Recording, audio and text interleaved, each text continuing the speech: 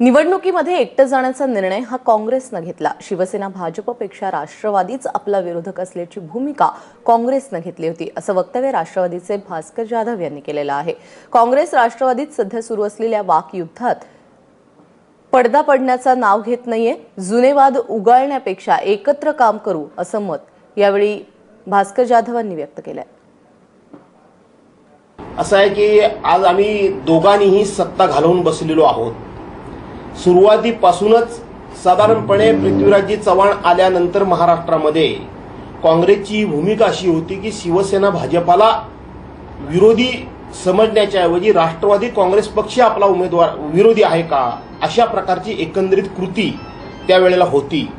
झालेल्या चुका पुन्हा दुरुस्त करून आम्ही पुन्हा या महाराष्ट्राच्या जनतेच्या हिताकरता आणि लोकांच्या विकासाकरता एकत्रितपणे कसं काम करू याचा विचार करण्याची गरज आहे। नाहक जुन्या काही गोष्टी काढून एकमेकावर आरोप करणं तितकंसं मला संयुक्तिक वाटत नाही।